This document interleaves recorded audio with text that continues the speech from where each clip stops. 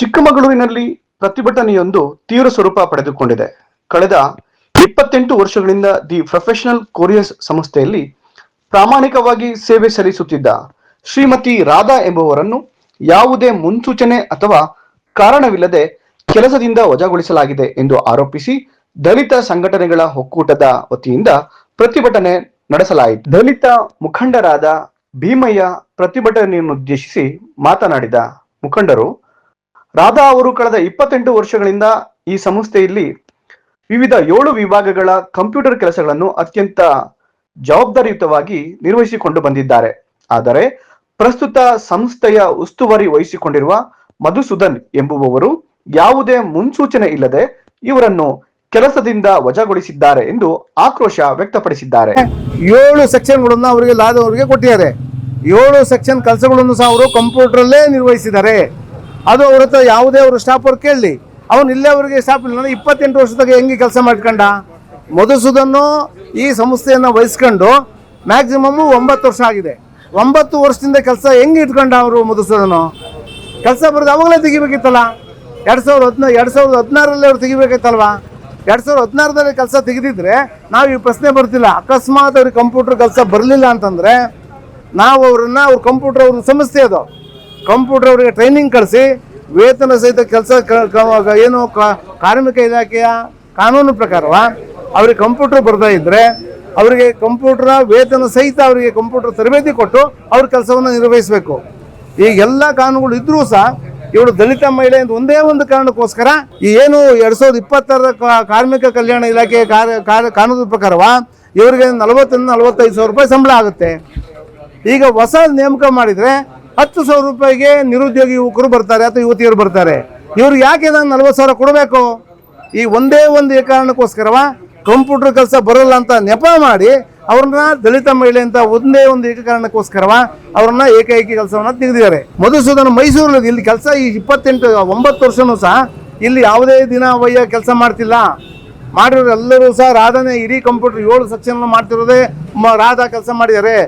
ಇಲ್ಲೇವರೆಗೆ ಮಾಡಿ ಅವ್ರಿಗೆ ಸಂಸ್ಥೆಗೆ ಲಾಭ ಮಾಡಿಕೊಟ್ಟಂತ ರಾಧನ್ನ ಏಕಾಏಕಿ ಯಾವುದೋ ಹುನ್ನಾರಕ್ಕೋಸ್ಕರ. ದಲಿತ ಮುಖಂಡರಾದ ಹರೀಶ್ ಮಿತ್ರ ಮಾತನಾಡಿ, ಇತ್ತೀಚೆಗೆ ಅಷ್ಟೇ ಈ ಕೊರಿಯರ್ ಸಂಸ್ಥೆಯ ಆಡಳಿತವನ್ನು ವಹಿಸಿಕೊಂಡಿರುವ ಮಧುಸೂದನ್ ಎಂಬ ವ್ಯಕ್ತಿ ಯಾವುದೇ ಮುನ್ಸೂಚನೆ ಅಥವಾ ಕಾರಣ ನೀಡದೆ ರಾಧಾ ಅವರನ್ನು ಕೆಲಸದಿಂದ ತೆಗೆದುಹಾಕಿದ್ದಾರೆ. ಕಾರ್ಮಿಕ ಇಲಾಖೆಯ ನಿಯಮಗಳ ಪ್ರಕಾರ ಇಷ್ಟು ದೀರ್ಘಾವಧಿ ಸೇವೆ ಸಲ್ಲಿಸಿದ ನೌಕರರಿಗೆ ಸಂಬಳ ಹೆಚ್ಚಳ ಮಾಡಬೇಕು ಹಾಗೂ PF ಇನ್ಶೂರೆನ್ಸ್ ನಂತಹ ಸೌಲಭ್ಯಗಳನ್ನು ನೀಡಬೇಕಾಗುತ್ತದೆ. ಆದರೆ ಈ ಆರ್ಥಿಕ ಸೌಲಭ್ಯಗಳನ್ನು ನೀಡಲು ತಪ್ಪಿಸಿಕೊಳ್ಳುವ ಉದ್ದೇಶದಿಂದಲೇ ಮಾಲೀಕರು ಇವರನ್ನು ಕೆಲಸದಿಂದ ತೆಗೆದಿದ್ದಾರೆ ಎಂದು ಆರೋಪಿಸಿದ್ದಾರೆ. ಆತ್ಮೀಯರೇ, ಇವತ್ತು ಏನು ಚಿಕ್ಕಮಗಳೂರಿನ ಪ್ರೊಫೆಷನಲ್ ಕೊರಿಯರ್ನಲ್ಲಿ ನಮ್ಮ ರಾಧಾನ ಒಂದು ಹೆಣ್ಮಗಳು ಇಲ್ಲಿ ಸುಮಾರು 30 ವರ್ಷಗಳಿಂದ ಕೆಲಸ ಮಾಡ್ಕೊಂಡು ಬರ್ತಾ ಇದ್ರು. ಇತ್ತೀಚೆಗೆ ಬಂದಂತ ಈಗ ಹೊಸದಾಗಿ ಕೊರಿಯರ್ನ ಮೇಂಟೈನ್ ಮಾಡ್ತಕ್ಕಂಥ ಮಧುಸೂದನ್ ಅಂತ ಒಬ್ಬ ವ್ಯಕ್ತಿ ಇದನ್ನ ತಮ್ಮ ಆಡಳಿತ ತಗೊಂಡು ಈಗ ಏಕಾಏಕಿ ಹುಡುಗಿನ ಯಾವುದೇ ಕಾರಣಗಳಿಲ್ದಲೆ ವಜಾ ಮಾಡಿರೋದು ಅಕ್ಷಮ್ಯ ಅಪರಾಧವಾಗಿದೆ.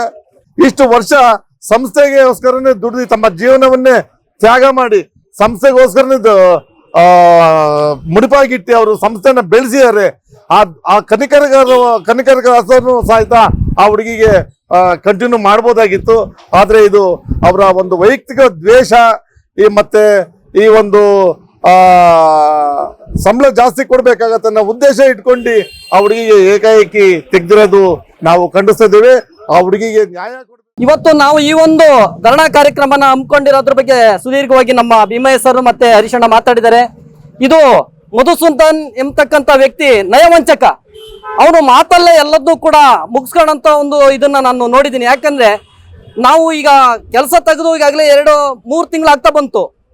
ಆ ಹುಡುಗಿ ಗೋಗರ್ದ್ರು ಕೂಡ ನನಗೆ ಕೆಲಸ ಕೊಡಿ ಸರ್, ನನ್ನ ಬದುಕು ಬೀದಿಗೆ ಬಂದಿದೆ, ನನ್ನ ಮಗು ಓದ್ಬೇಕಾಗಿದೆ, ಓದ್ಸಕ್ ಆಗ್ತಿಲ್ಲ, ನಾನು ಈ ಒಂದು ಸಂಬಳ ನಂಬ್ಕೊಂಡು ಈ ನಗರಕ್ಕೆ ಬಂದು ಬಾಡಿಗೆ ಮನೆ ಮಾಡ್ಕೊಂಡು ನಾನು ಜೀವನ ನಡೆಸ್ತಿದ್ದೀನಿ, ದಯಮಾಡಿ ನನ್ನ ಕೆಲಸ ತೆಗಿಬೇಡಿ ಸರ್ ಅಂತೇಳಿ ಎಷ್ಟು ಹೋಗರ್ದ್ರು ಕೂಡ ಆ ಮನುಷ್ಯ ಇಲ್ಲ, ಕಾರ್ಮಿಕ ಇಲಾಖೆಯಲ್ಲೂ ಕೂಡ ನಾನು ಕೊಡೋಕ್ಕಾಗಲ್ಲ ಅಂತೇಳಿ ಖಡಕ್ ಆದಂತ ಉತ್ತರ ಕೊಡ್ತಿರಂತ ನಾನು ತಿಳ್ಕೊಂಡಿದ್ದೀನಿ. ನಾವು ಎಚ್ಚರಿಕೆ ಕೊಡ್ತಾ ಇರೋದೇನಂದ್ರೆ ನಾವು ಇದುವರೆಗೂ ತಾಳ್ಮೆಯಿಂದ ಕಾದಿದ್ದೀವಿ. ನಿಮ್ಮ ಸಂಸ್ಥೆಗೋಸ್ಕರ ಅವರು ದುಡಿದಿದ್ದಾರೆ. 400 ರೂಪಾಯಿ ಸಂಬಳ, 28 ವರ್ಷಗಳ ಹಿಂದೆ 400 ರೂಪಾಯಿ ಸಂಬಳದಿಂದ ಅವರು ಕಷ್ಟಪಟ್ಟು ಎಲ್ಲದನ್ನೂ ತ್ಯಾಗ ಮಾಡಿ ಈ ಸಂಸ್ಥೆಗೋಸ್ಕರ ದುಡಿದಿದ್ದಾರೆ.